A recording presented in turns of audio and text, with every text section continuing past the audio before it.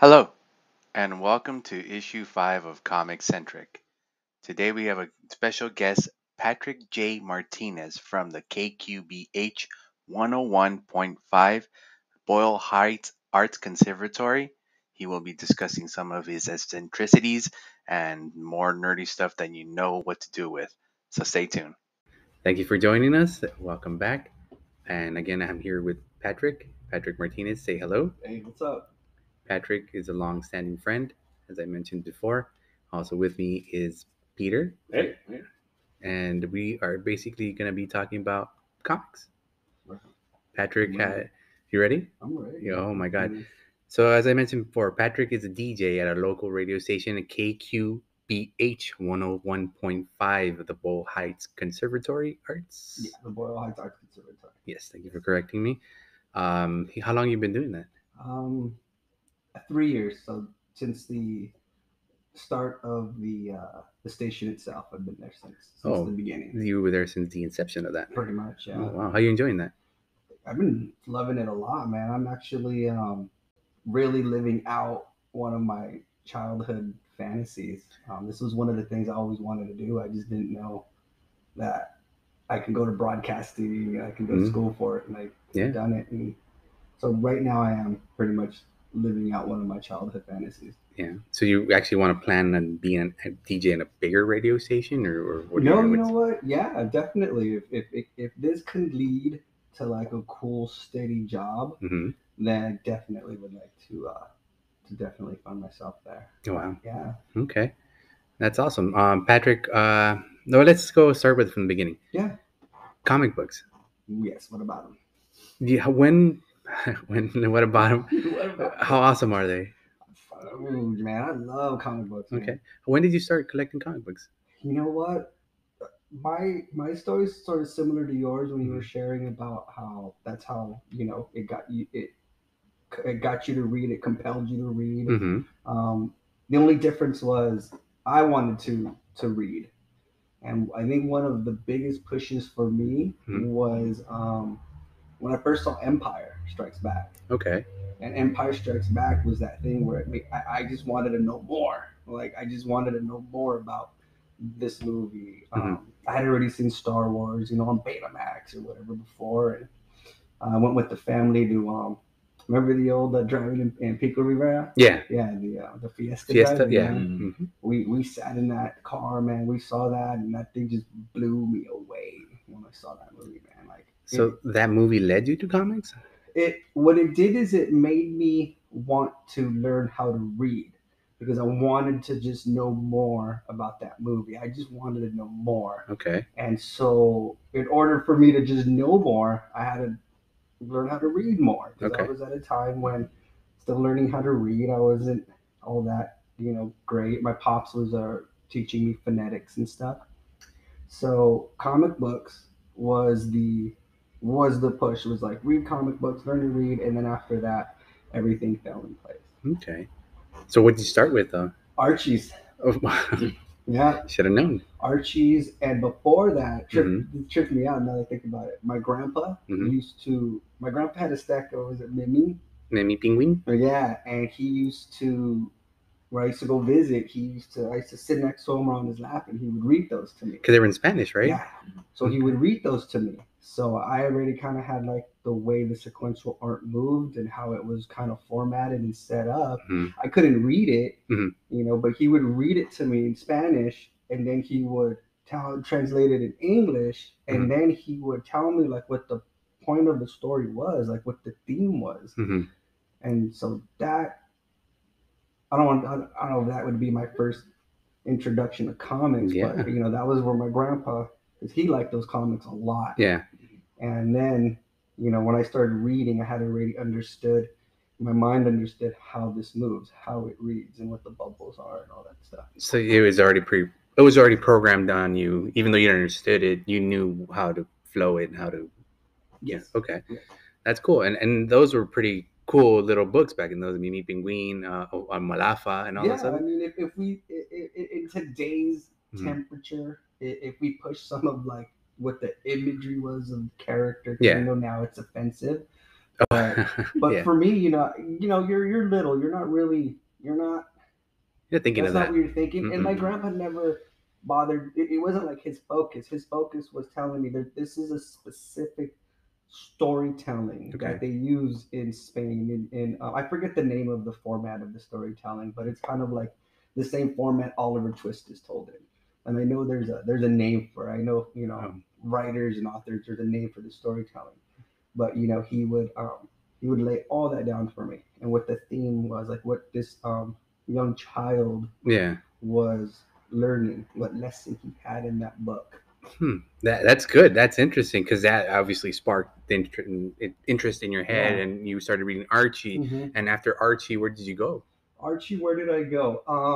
You know what? Where did I go? I went into those 50-cent books that always sat in the bottom of comic shops. I remember my dad, he would take me to comic shops all around. Mm-hmm. I only had a couple bucks. Sometimes he'd come in with me, or I'm probably gonna hate this, or he'd be in the car pounding a tall boy or something. He'd give me a few bucks, and I'd go in, and only had a couple bucks, so I couldn't get the book at like $1.99 cover. So Yeah. okay, I can walk away. I got $2, so I can walk away with maybe 8 or more. But that's a lot of books, though. That's a lot of books, and we're talking about. This is back in the day when all your Marvel and DC 70s books were at the bottom. Yeah. So I'm picking up 70s books. Howard the Duck was one of the big ones. Old Archies, your Moon Knights, your Blades, all that stuff. Even those old, Neil Adam Batmans and all that stuff. I was just picking them up. I knew Batman, the Dozierverse 66 Batman. I knew that. So I'm just picking stuff up, man, and just reading it, just reading and reading. So as soon as I was reading, I was like, I had to get more. Yeah. And reading books, reading comic books, constant trips to the library.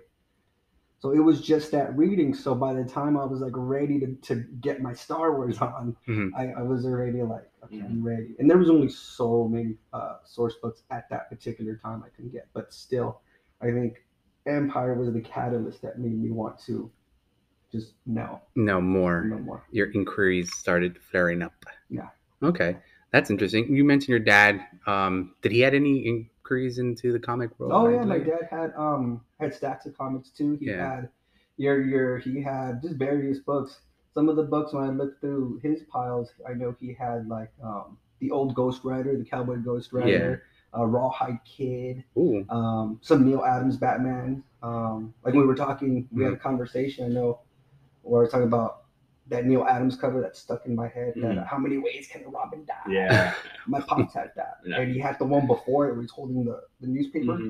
So he had some of those, and he had the Howards. Yeah. And I remember talking to your dad a long time ago, and he would talk to me about comic books, and I really didn't pay much mind into it until later I realized, oh man, we were talking with your dad about comic books, and I was like, all right, cool. But that always kind of flowed into you. You knew about all this stuff even before I knew about it.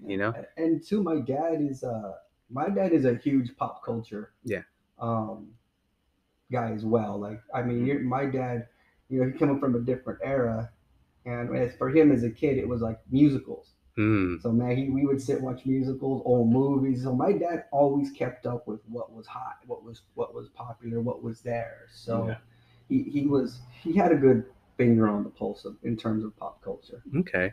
And at this point, how old are you? We're looking at, I'm going to start saying like my first grade years is when it really started. For in the terms of reading and getting into all this material. Okay. And then we forward a couple of years and you still continue reading and you keep going and then you end up at a comic shop. Yeah. In those early ones, I remember my dad would drive me to Whittier. He would drive me because East Los didn't have a lot of comic shops. No. And if we did, there was two things I never liked about in the old days about comics shops in East Los Angeles. It was either they were really cool, but they were only there for like a short time, or they were there to just scalp you. It was it was like never, right? It was like in the 90s. It was really big. We had like 2 or 3 at one point. One on Atlantic and one on Whittier.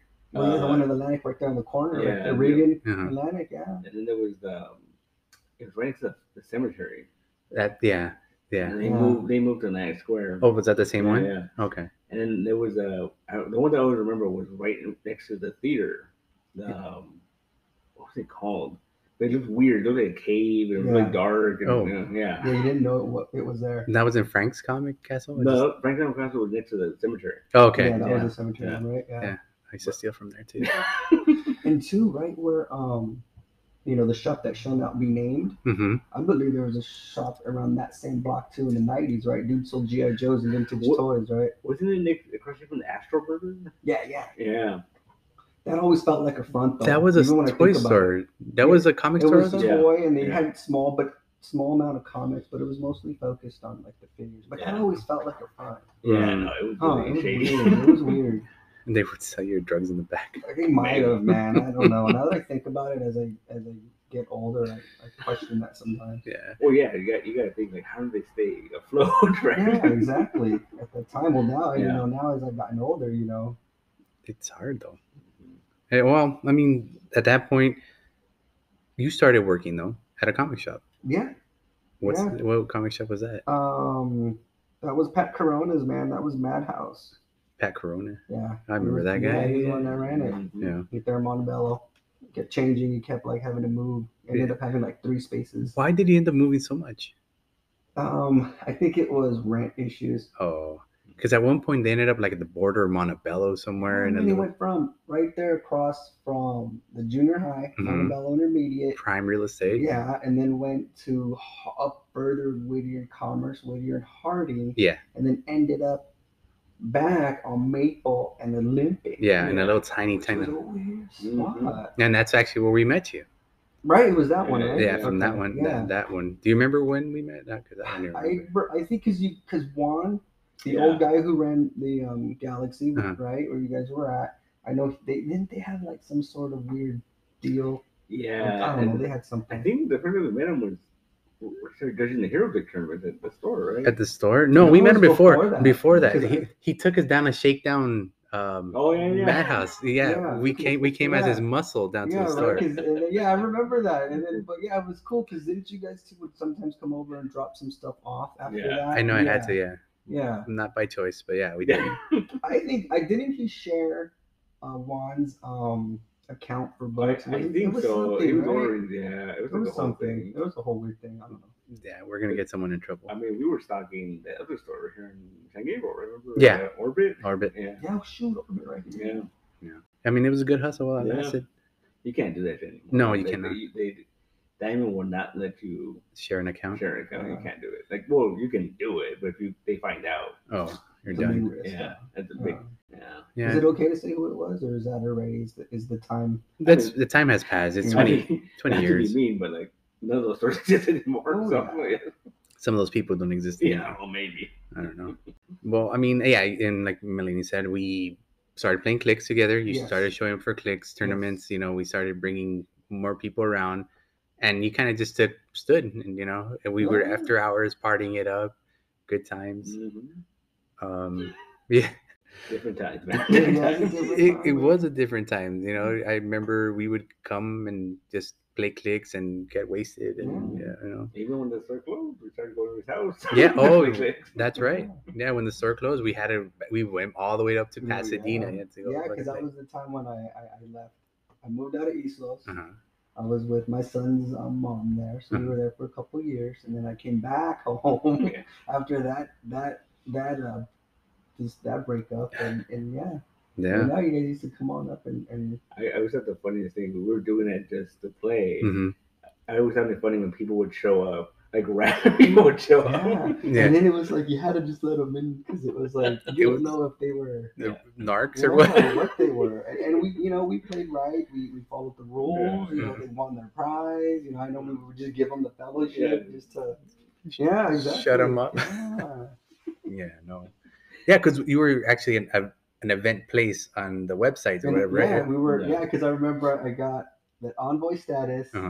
And then I was able to manipulate where the building was. Oh. And that was just hard to explain when people would show up. You know what I mean? But at the end of the day, when they realized that they were actually getting prizes, that it wasn't just, and they were able to pound a tall boy at the same time, so at the end of the day. But I wonder what's weirder. Was it weirder for us that random people would show up, or that random people would be at? This is just someone's house. You know what I mean? Dude, I would imagine both, man. Right. We're equally kind of odd. Yeah.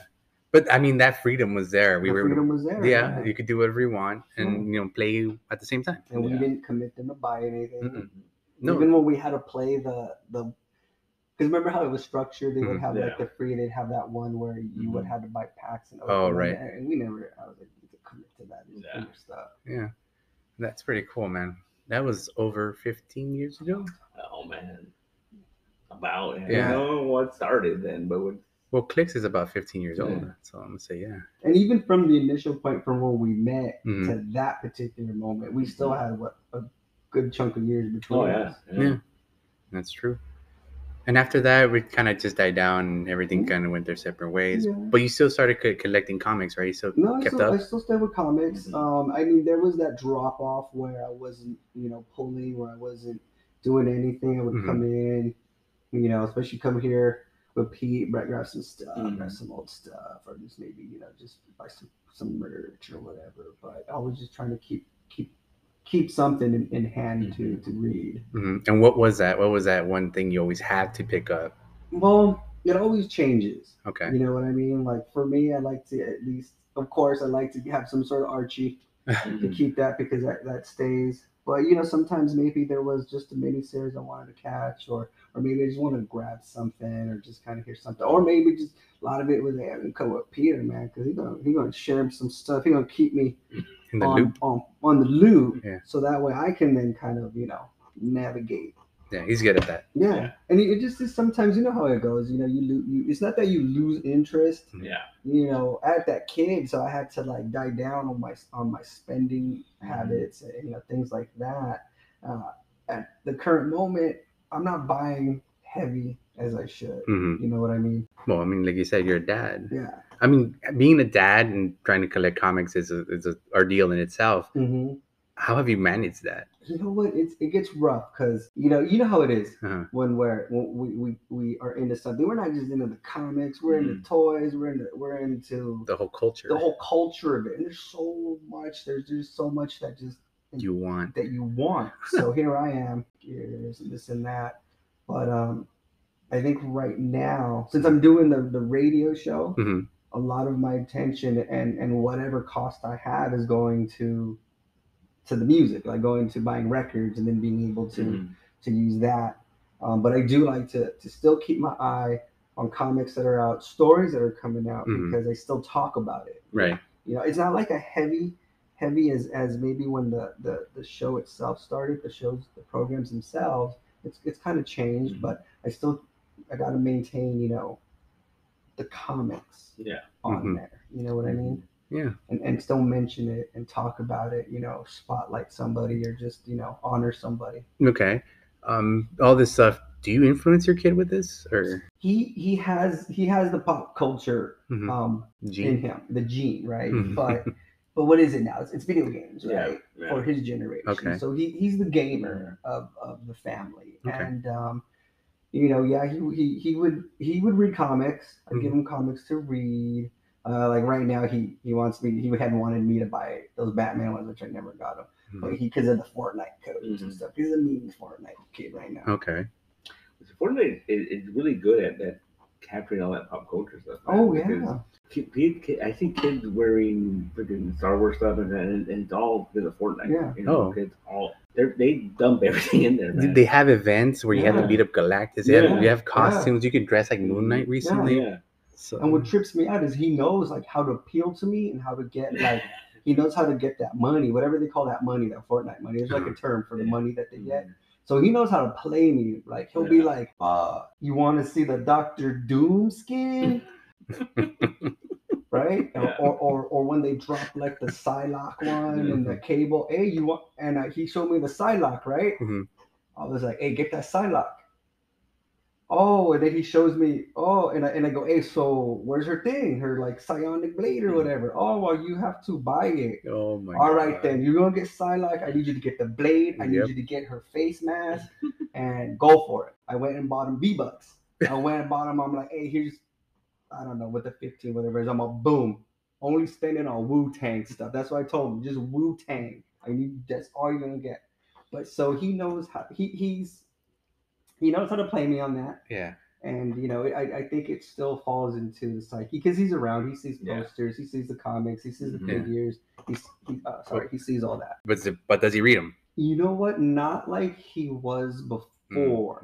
This kid is a little different than me in the terms that he doesn't like to read. His nerdiness comes in the form of a controller. In form of gaming. Yeah. So he's the gamer in terms of the mechanic, of pop culture mechanic. The family. Is he good at Fortnite? Oh man, like seriously, when I'm listening to this kid play with his friends, his cell or whatever they are, he is like the leader. He's like, I need you to go boom. Hey, what are you doing? I told you, man. Like he's like, no, I need you to go hit them. No, just keep blasting them. I don't know whatever their terminology is, but he's like literally the leader.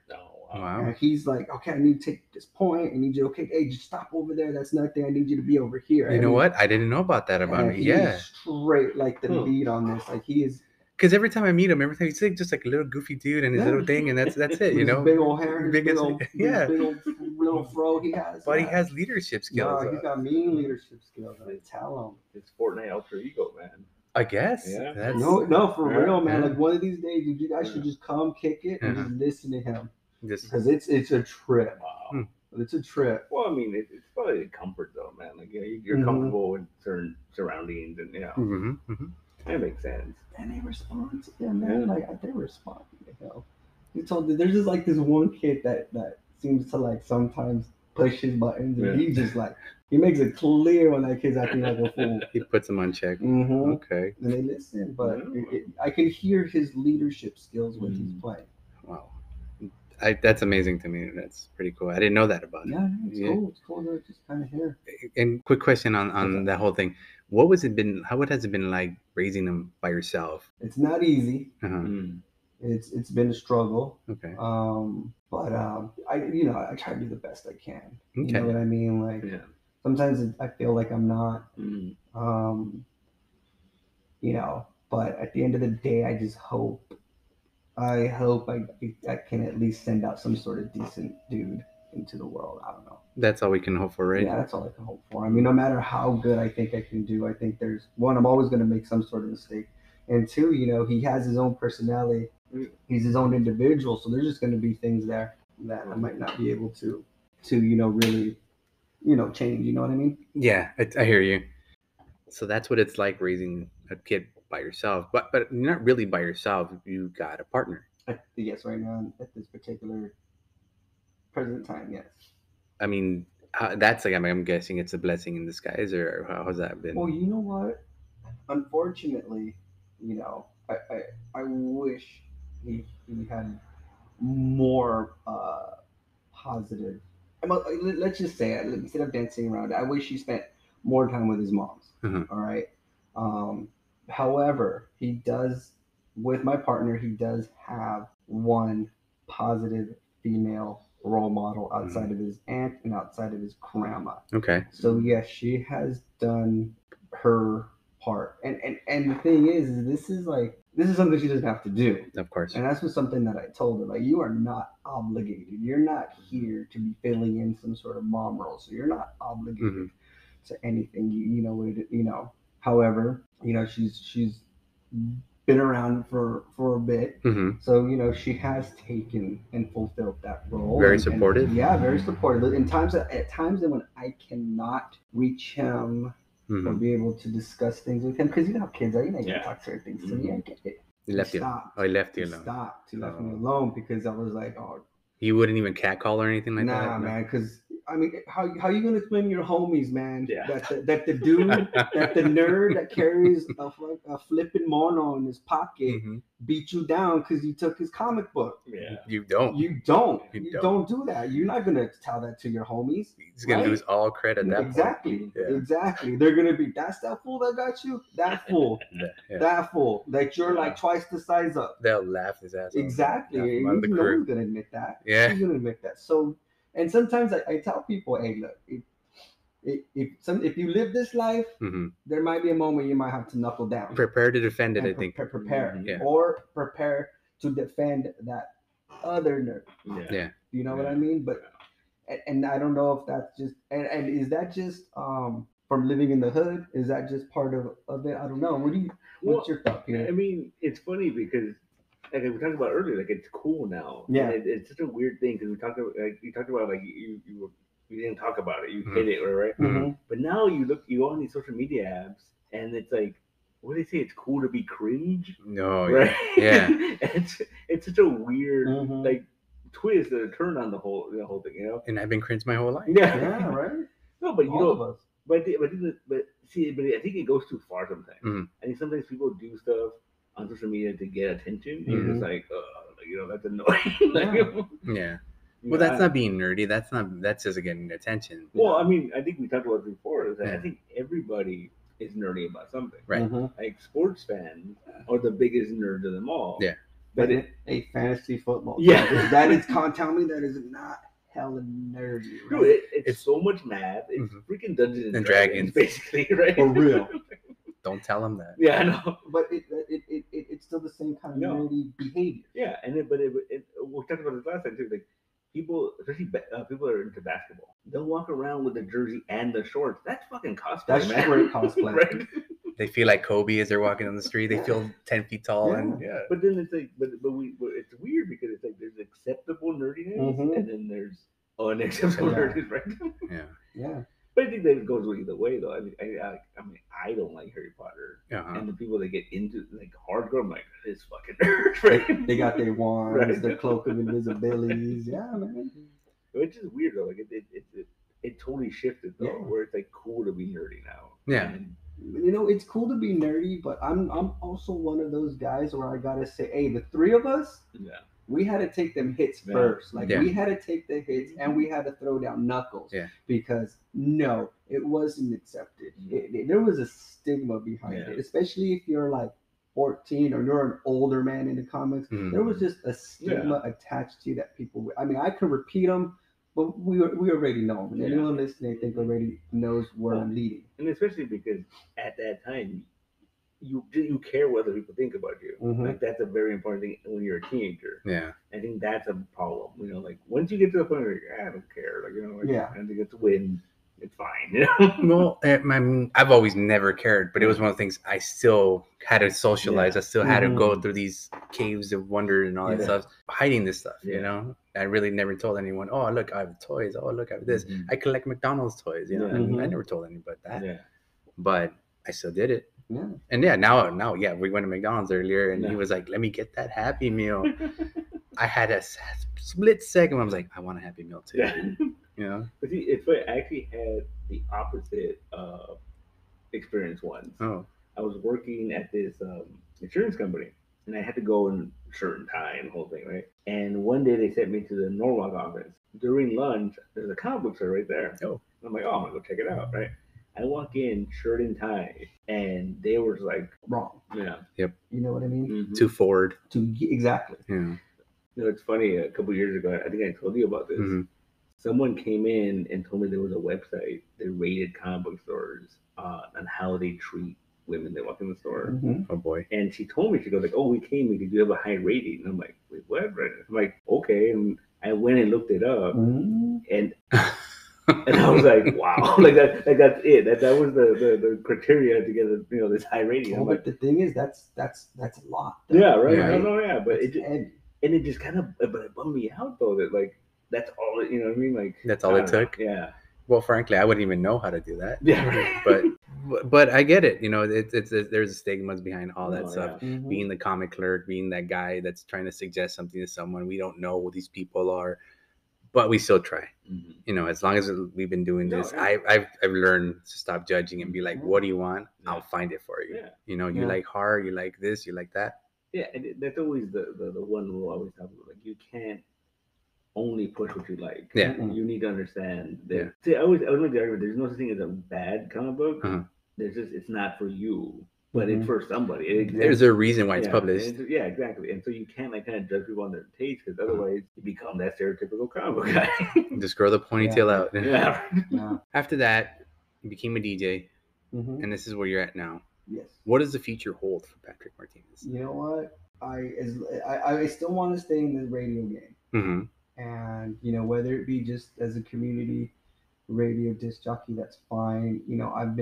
I've been given a lot of the honor, privilege to be able to even train new shows that come in, being able to develop, being able to be that guy who's the stickler for the FCC rules.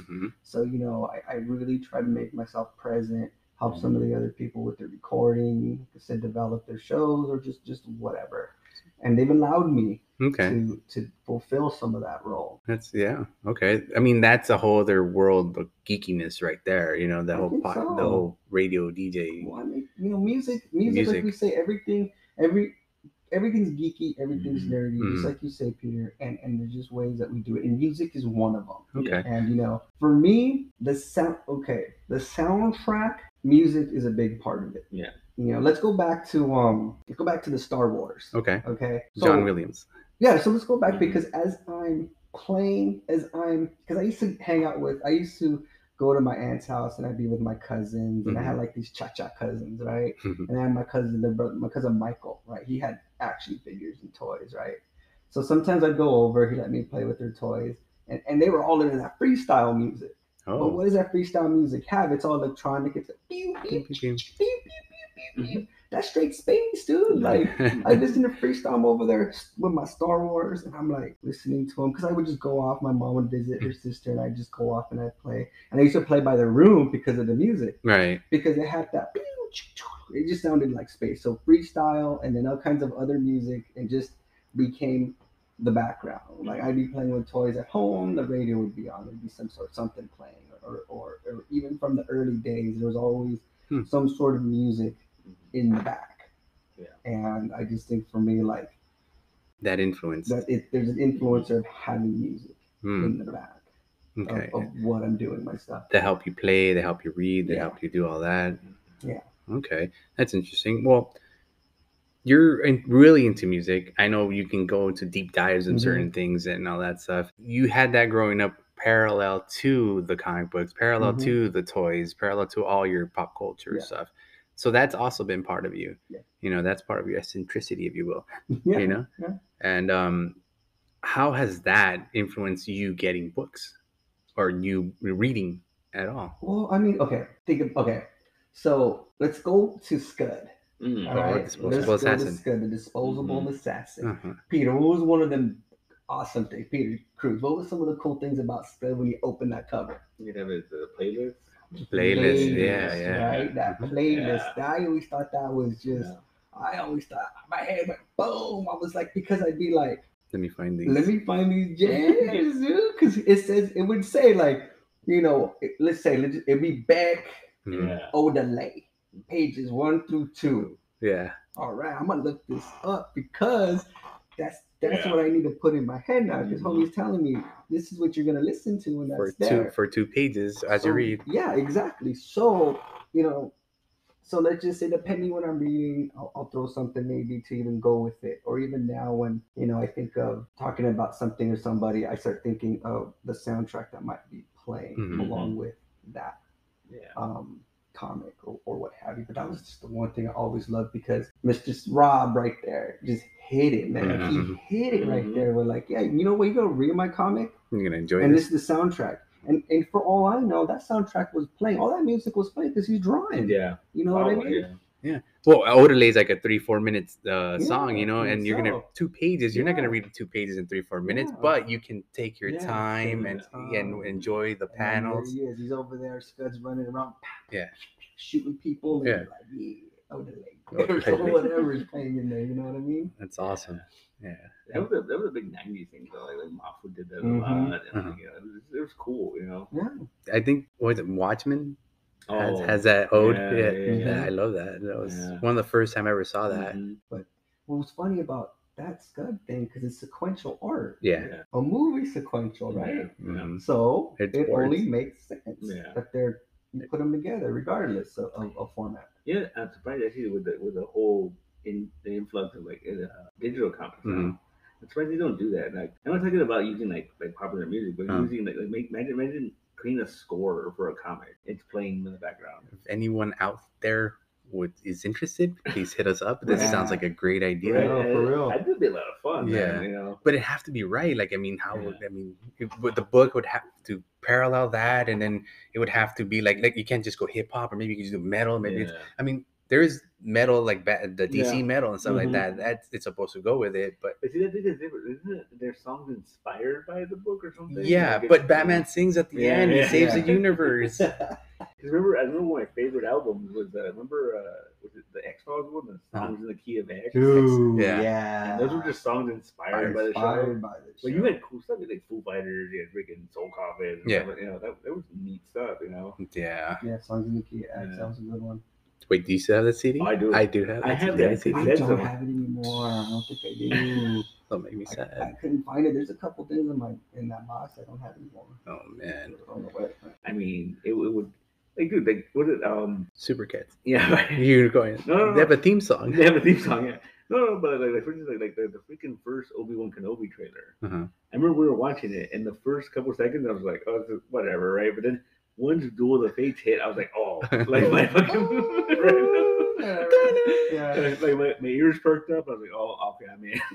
You've just been conditioned, dude. Like Pavlov's dog. You started salivating and everything. Oh man. I mean, Ewan McGregor, I'm already there. Because Obi-Wan, first off, I'm already there. But that's a different conditioning. Throw that on, I'm like, bring it home. Yeah, that's crazy. But yeah, a theme song to a comic book. Why not? That'd be cool. That'd be interesting.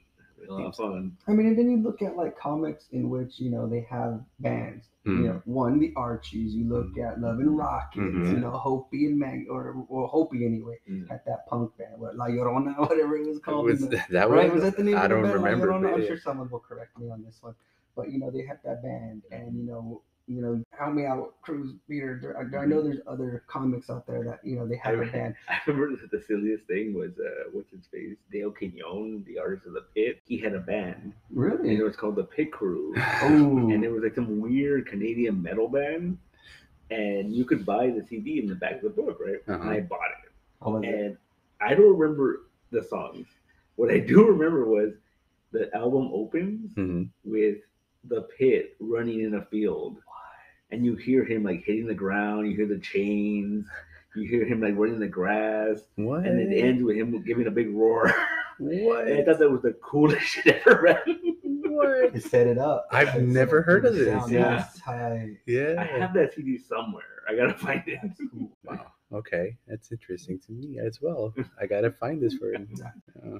Well, that made me think right now. One of the Hernandez brothers, I think it was Jaime, right? He had that comic called about that female trio. Like they couldn't even like make it in the States as a popular band, but galactically they were like the universe, the whole galaxy loved them, and they were like heroes. Yeah. So I mean, even then, that is all based on, you know, there was a soundtrack. When I look at that, when I read that, I start putting on bands like Cub, maybe some Bikini Kill, kind of something that would fit with that reading. So I mean, they had lyrics, if I remember correctly. Yeah, they had lyrics in their songs. But too. Do you think they had like the actual beats to it, in their head, maybe? I would like to think at least one of those brothers wrote, you know, at least got something down in terms of audio to kind of get them. What was the Scott Pilgrim? There was all those bands in it, and then when they made the movie, they Beck was Sex with Bob, and then who was it? Was it Metric? That was the Clash of the Demon Head. And that's fucking cool. Like, they got real bands to create those songs. Oh yeah. Scott Pilgrim's another one, right? That's focused around that. More recent, yeah. So let's listen to that later. There you go. No, it's a good album. I like it. Dude, I used to be able to put that album on just all the way straight through. Yeah, straight through, and it's just fun. And not just the soundtrack for the song selections, the score. Yeah. The Nigel guy that scored. And the little 8-bit. Yeah, it was fun. I own it in vinyl. I gotta get it in vinyl. Yeah. You know what? That's what I should have considered when my son was a nerd. Was going to be a gamer nerd, because he was little. Like, he loved that movie. Remember, he was like 4 and he chose to be Scott Pilgrim for Halloween. Yeah, he did. What he used to do, I used to take him to the theater. He would act out that movie from beginning to end, dude. I'm telling you, from beginning to end. He was rocking out. He was beating Patel. That kid would reenact the whole. We just sit in the theater, be the only ones there, and he'd just be right there acting out that whole movie, dude. Wow. And I Okay. should have just been right there. I think this dude's gonna. That's why I think high school's a gamer, dude.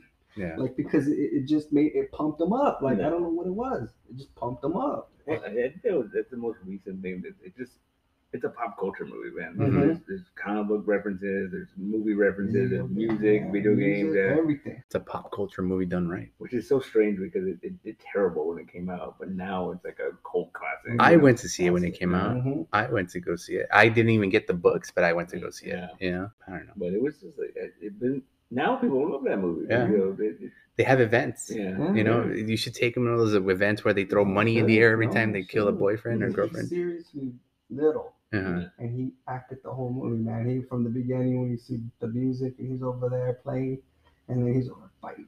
He's over there. It was cool. You know, I just remembered that picture of you and him, and I just remember he was the vegan. Yeah. Okay. I was boyfriend number 3. Yeah, you were boyfriend number 3. That's a good father-son picture, by the way. That picture cracks me up. And he chose that because I asked, "Hey, we want to be from." He said, "Scott Pilgrim." I had to decide which ex I was going to be. And of course, you go with the vegan. Yeah, well, because it was an easier costume to accomplish. That's why. Okay. All in the white with the 3 shirt and all that. Yeah, I still have that shirt. Nice. Next Halloween, there is a thing going on now where comic books are having a resurgence. What do you think is going to go from here?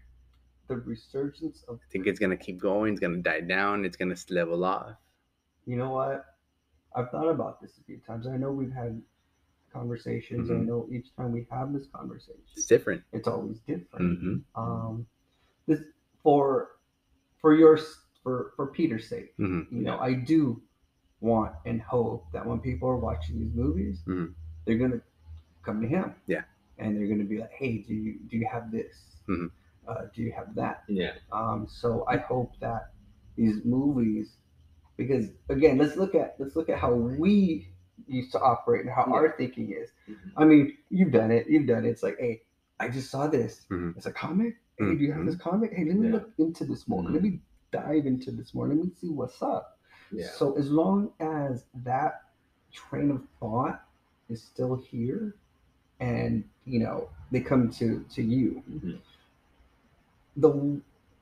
and then you know there's things that this new generation of fans, this new current wave, you know, they have such that they can go to Google and do all that, right? And get all they want.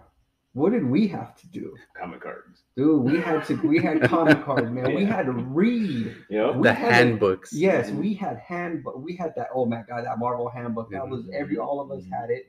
We had to have actual sources. Yeah. Now, I don't know how I feel about that. Yeah. And I don't try to talk too much about it because I don't want to sound like some old fool. Yeah. But again, I do like having that Google because you know there's those moments where like, oh, Neil Adams. Oh man, I want to talk about him real quick. Let me get some notes. Yeah. Okay, so it's great for that when I need a quick recourse or something quick to just gather, you know, material.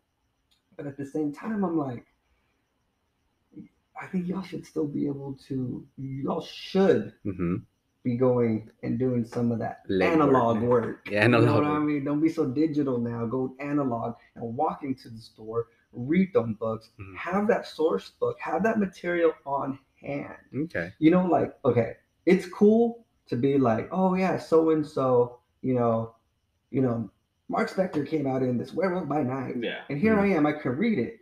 But a triple OG, oh, check this out, son. Pull that box. What you know about this? Yeah. See, that's kind of where I that's where like I don't say it because I sound like such an old fart saying it. But it's like for me, it's like that's part of the culture. Yeah. The culture for you is to have those source books. Yeah. You know, here I got my Star Wars. I got my schematics. They're 30 years old, but whatever. They're still available and they're still using this. I think if we do that, if we look at the last 15 years of the resurgence of vinyl. Mm-hmm. Yeah. With Record Store Day being the catalyst. Mm-hmm. Okay, now we have a catalyst for comic books.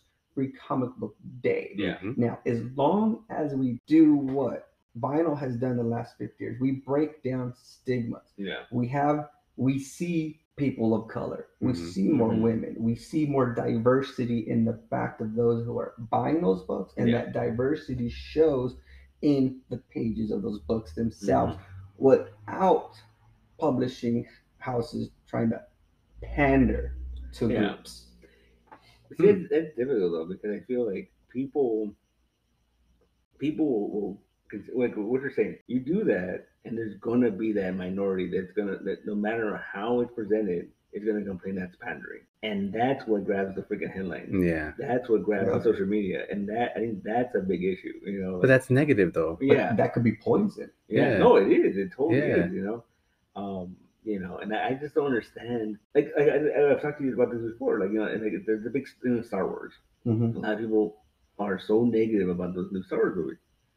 When I don't know why we don't live in a society anymore where like if you don't like it, just don't watch it. Don't like just ignore it. You know? Okay. Don't watch it. What do they say? Scroll on. Scroll on. Yeah. Yeah. No, I haven't finished watching the latest trilogy. I have not watched that last one. I've not watched that last one. I gave the first one a shot. Mhm. I gave the second one a shot, and I said I don't really care. Yeah, and it's like you said, there's something for Star Wars for everybody. It's probably the one franchise, and I know we all go to there because it goes for anybody. Okay, check this out. I did not care for 7, 8, and 9, the Disney trilogy. Mhm. Yeah. But I had hella love Clone Wars. Mhm. I hella love Rebels, man. Yeah. So there is still material for my old ass to be like, boom. Well, that takes place in between. Yes. Yes, but there's still something there. But see, that's the great thing about Star Wars, though, is that Star Wars has been around long enough. But Star Wars is different for every person, depending on where you started or what your first experience with it. Like that, it's different for everybody, you know. Yeah, that's true. And the other thing too, that I always had this argument with people, like at the end of the day, they're kids' movies. They're meant for children, so they're not made for us, you know. Like, how dare they? It's the truth, though. How dare they? Because you still have like some of the goofy stuff, the funny stuff, Yeah. the little gags and stuff like that still persist within the universe. Yeah. Like we watched Caravan of Courage today, and I haven't seen that since I was a kid. And I think now I appreciate it more for like, oh, that's freaking cool. Like the stop motion animation, like like. I mean, it was goofy as all hell, but it was fun. That spider, dude. That spider. Or that weird gag where the Ewok the Ewoks were like trying to gather logs. One of them dropped the log on the foot, and then they're over there on the floor fighting. I mean, or for no reason, there was an Ewok on a branch. He was hanging out from a branch. Like, what was that? I don't know. He scared the horse. The little kid was on. So it was like, it has its moments, and we look at it. But then we were sitting here, and we had to reflect, like, that's all we had at the time. And let's look at it in an important aspect. That's the start of the expanded universe. Whoa, yeah. And I think not only that, I think you could appreciate the fact that you're like, oh, this came out in like 1970, whatever. And look how cool this it still kind of holds up. Well, it did look clean, so I'm guessing they cleaned it up before they showed it. But I don't know. I think it's just, I don't know. It annoys me when people like don't like something, and then it's like, oh, but I don't want you to like it either. That bothers me a lot. I don't, like I said, like me and Cruz, we're so about the new trilogy, and you know what? That's fine. I'm not gonna be razzing it. I'm not gonna be making my stupid comments because you know what? This only tells me a couple things. It's gonna keep the franchise going, and at the end of the day, it's gonna keep merchandise being made because right? Well, because of that, we got the Mandalorian. We're gonna get Obi-Wan Kenobi, and I'm excited for that one. Mandalorian was epic. Yeah, I feel like I think Disney Plus proved to us that like Star Wars works better in these like short series as opposed to trying to squash things into like 2 hours. Yeah. And then making us wait 2 years for another one. Yeah. And you gotta think about it. We're looking at a franchise that is 50 years old at this point. For real. So in order to get those stories told, there are gonna have to be in mini series and small runs. Yeah. It's an expanded universe, like you said. Exactly. Oh, but boy. to go back to what you guys were bringing up about the where comics can go is popular now.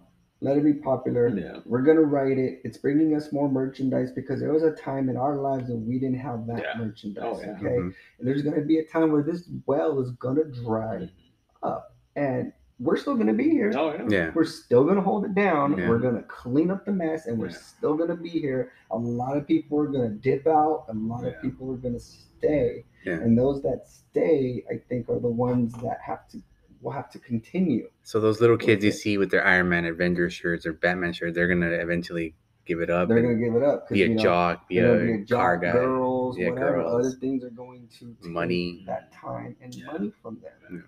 You know what I mean? And sometimes they come back. Yeah.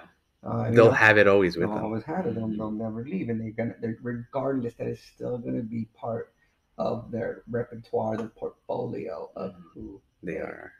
Beautiful. And as long as Peter, as long as people are dropping money, and coming in these stores to read, because at the end of the day, it's reading, and we gotta make that aware. At the end of the day, it's gonna create new artists. It's gonna create new storytellers. So it's our part as older heads and our proprietor and what you're doing now with ComiCentric. This is what needs to be done in order for us to continue this and to make sure that it stays. Yeah. Just letting him know. Let him know. Yeah. Some of you ain't gonna be here. That's cool, but you know what? You're here for the ride. Yeah. And enjoy it. Enjoy it. Me is like I have to look at these young cats, new cats. Yeah. Whether they're young, maybe they're our age and they're new, they're coming in. They're gonna have a perspective that I might not have, and they have a point of view that I'm gonna be able to learn from. So as long as I'm learning at the same time, how bad can that be? Man? That's interesting. I like, Sure. I like that. I mean, these movies have been around long enough. I think that people are being more accepted. That's like I said, the weirdest thing, the weirdest phenomenon of these movies is now we live in a world where my aunt knows who Thanos is. Like it's weird to me still, but like will she quote him or anything? No. Like will she snap her fingers? Like, yeah, I'm mad at you. Yeah, I see. See, once he starts that, it's over. It's over. Yeah. Like I told my little sister one time that she asked me straight up, she goes, "You think we'll ever get a Marvel versus DC movie?" And I told her, honestly, I feel like if that ever happens, it's over. That's jumping the shark. It's jumping the shark. Yeah. I mean, I would love it. No, but it's over. But then you look to the sky just in case Cthulhu ain't coming down. You know what I mean? Because that's like two houses working together. The clouds are gonna split. Exactly. The tentacles coming down. You're gonna have to be like, oh crap! Damn it! You're not gonna live long enough to see it. We're jumping the shark alive. Oh, you're gonna see his Fonzie and his motorcycle. But that would be fantastic, man. Yeah. Oh yeah. I mean, I would love it if these two houses can get over themselves and do that. Well, we saw how they can because of that whole George Perez. For real. Like the Justice League Avengers book is been out of print, and they can't release it digitally because they can't agree on who gets what, and it's freaking ridiculous, man. Well, they get pieces 1, 3, 4. 3. Look, if DC and Marvel are listening to this, guys, just get over yourself. Get that material out. If you really respect George Perez, excuse me. If you really respect George Perez and you see him as one of these players of the culture, then do your job. Yeah. And respect that man. Yeah, he brought you sales on both houses. You know what? I mean, he's not going to be able to see it. No. But, I hope that eventually it does fruition and something comes out of that. But till then, we're going to get stuck with another MCU phase. And that's the thing, man. Like, as much as everyone thinks, like, all these movies bring in more comic sales. Yeah. No, they bring in more Disneyland sales. They bring in more all that nonsense. More shirt sales. More toy sales. Yeah. So that's what I'm saying. As long as is this whole new generation, whatever we want to call it, age, as long as you guys are coming in, you are buying, you are supporting the small business, man, because really the blood, the whole source, the blood, the heart of it is in the comics. The comic book shops, your local independent shops. Well, you wouldn't have those movies without the comic shop. And do you think if all comic shops disappeared, do you think we'd still have those movies, or we'd move on Oh to no. something? Well, that's the thing, and it sucks to think this way, but like Yeah. someone broke it down to me one time where like supposedly Marvel Comics doesn't really turn a huge profit, like the actual like comic books, the comic books. But the reason why Disney justifies it, it's market research. What? It's market research to see like, oh, people like this, people like that. Oh, we can make that into a thing. We can make that into a thing. And I mean, I always was under the impression that like they had to keep the comics to justify the movie, but no, that's not true. Well, they end up tweaking the comics for the movies. Yeah, and it goes backwards. Yeah. Oh, I mean, I love the one thing about the MCU I really love a lot is that they find a way to work in those original costumes. You know, like it's so cool. Like, and that's that. See, that's the thing is it's that fanfare service. Yeah, and these production houses need to keep it in their heads and to keep it in their minds, because you're not just having this whole new generation you want to capture, this new audience. You still have to give fanfare to us old fools and those before us, because sure, we can sit here and say, you know what, new generation, we took hits, we had to throw hits, but then again, I have to look at the generation ahead of me, because they probably went through some stuff too, and because they went through stuff, I was able to walk around all open about it, and so on and so forth. Yeah, well, I mean, there was comics before us, of course. You know, there was obviously people reading them to the point where you know we can still continue reading them. Man, I'm sure comic books were on caves, man. Yeah. Cave paintings. You know what I mean? Yeah. You never know, man. When Superman fought the buffalo. You never know, man. He took down that Tatunga, man. What a trip, man. Well, I mean, it's been a long road, and it's been a bumpy road for us. But yeah, like you said, the roads got paved, and now it's easier to get to point A to point B. So we're thankful for that. Yeah. You know, I'm not gonna complain. I got Moon Knight. I got stuff that I I enjoyed. Yeah. You know, I'm looking into Moon Knight now more that I saw the show. Yeah. It worked both ways at that point. You know, that's the first show that ever done that for me. Yeah. Oh wow. Yeah. Okay. Any other show before that? I don't think so. Oh, you know what? Actually, G-Men from Hell. Oh, yeah. I don't know if you know that one, but I remember that was kind of like, I knew of Allred, I knew of Atomics and all that, Mad Men, but G-Men from Hell, I was like, but this is amazing. This movie is crazy. So I had to backtrack a bit and see what was that all about. And that went back to the analog thing. I had to go search for those books, you know. I had to search. I ended up getting like some random Mad Men books and stuff like that. I didn't get an actual G-Men book, but I ended up with Mad Men books, Atomic books or something like that. And see right there what you just said right there. Even where you are as a vet in this game, you're still doing that legwork. You found something. You're like, oh, for real? I didn't know that. And that was like early 2000s or something, right? When that movie came out. Yeah. So it was then there. I mean, Google wasn't really a big thing back then. You know, we had GeoCities, GeoPages, and stuff like that. So the information was not there yet.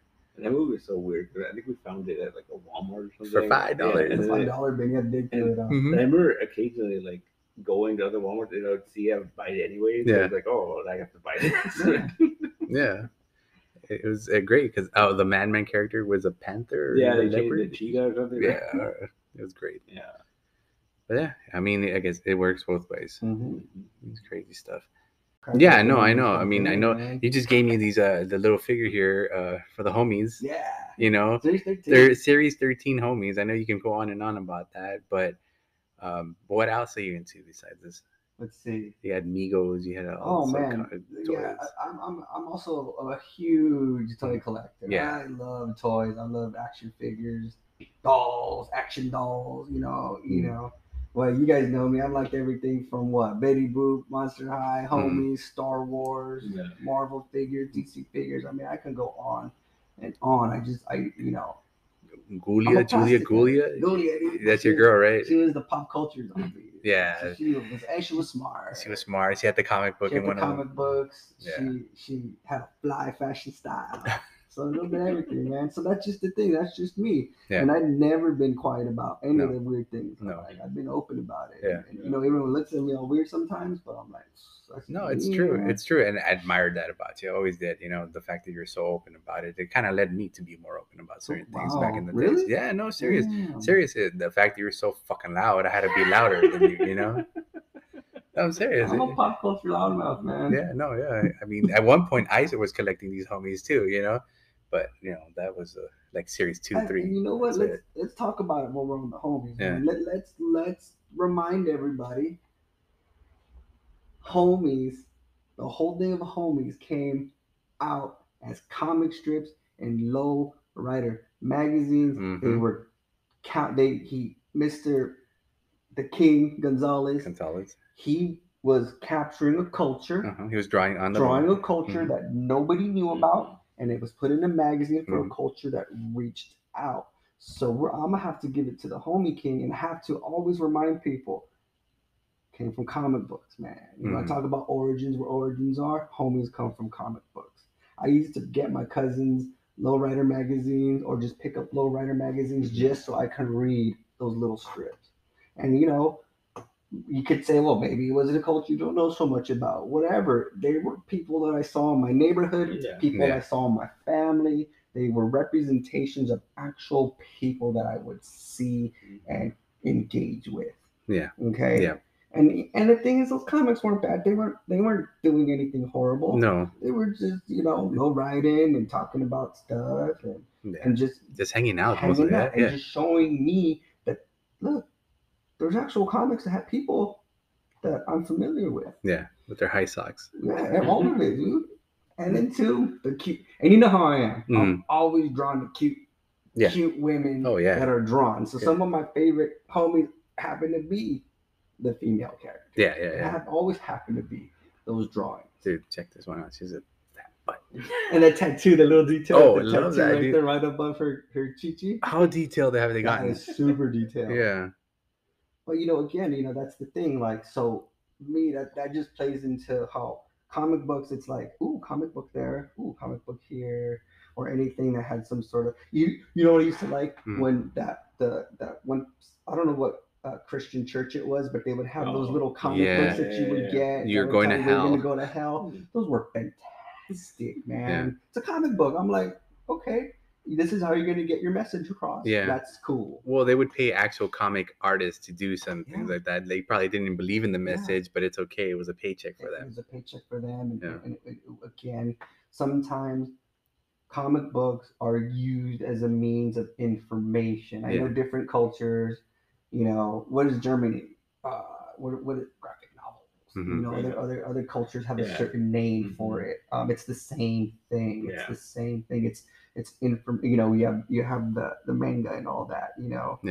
Some cultures hold it in a higher regard.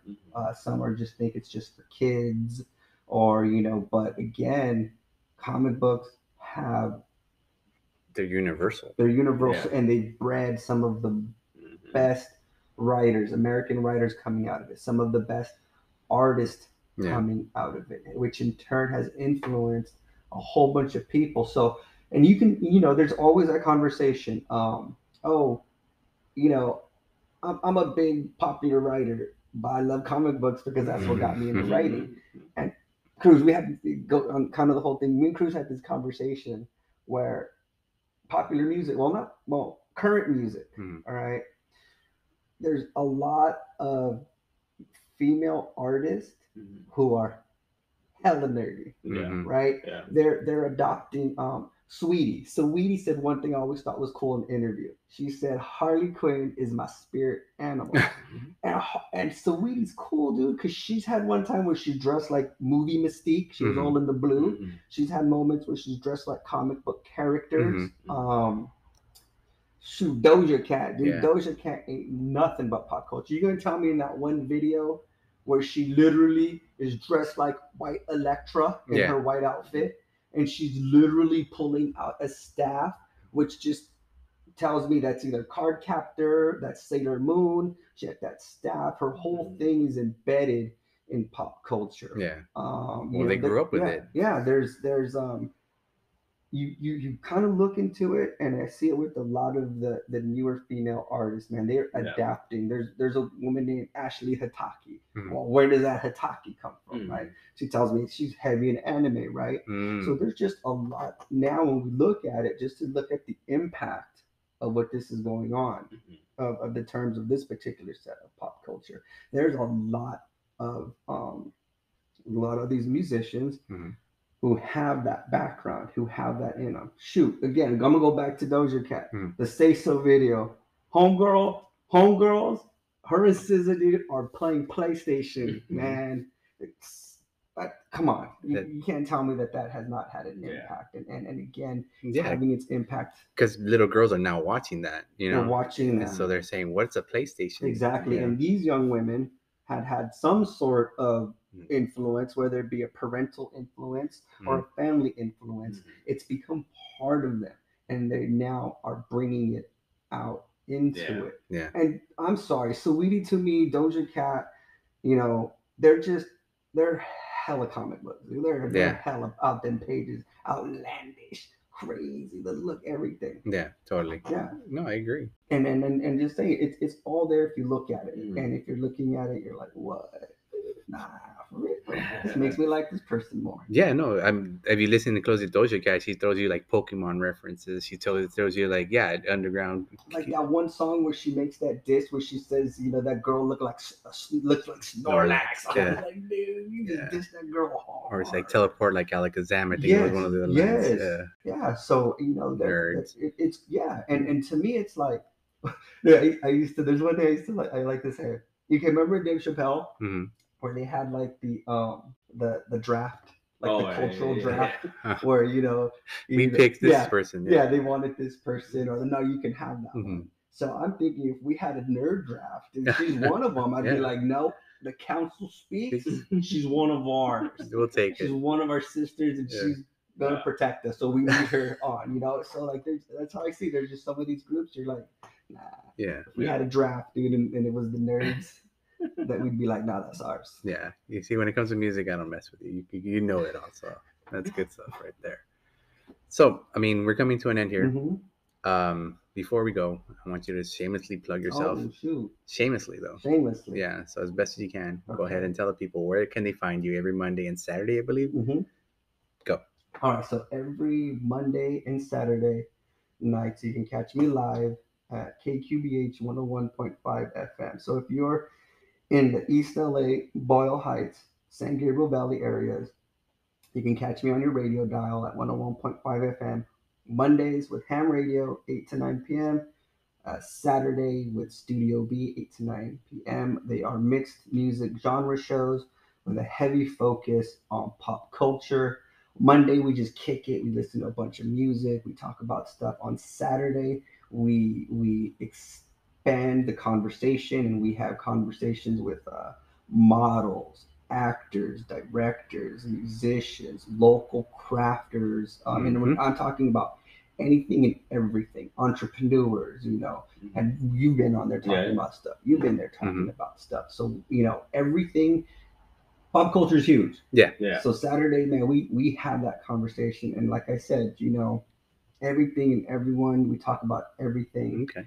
And that's where you'll find me. And what was that again? That is on KQBH 101.5 FM. It's on the radio dial, like I said, in San Gabriel Valley. And where can people reach you at? Oh, and the stream, lpfm.la. So anywhere around the world, lpfm.la, you'll be able to find me there. And Instagram, you can find me there's two different pages. There's radio.ham, and you just put up Patrick J. Martinez, and that'll pull up. Studio B, look for the Archie pictures. There's two different Archies. One of them is Veronica chilling, and one of them is I think Betty doing her DJ thing. So those are the little things you want to look for. Okie dokie. And with that, we're gonna come to an end. And with that, we're coming to a close of this show. I want to thank my very special guest, Patrick J. Martinez from the KQBH 101.5 FM Boyle Heights Arts Conservatory. You can find him again at lpfm.la on Mondays and Saturdays. I also want to thank my good friend Malini for lending me his store. I'm losing my voice here, so I'm going to make it quick. Stick to ComiCentric. We'll come back next week. We'll have a whole new show. Till next time, just keep it tuned to ComiCentric. You can find me on Instagram under ComiCentric, on Twitter under ComiCentric. Till then, take care of yourselves and bye.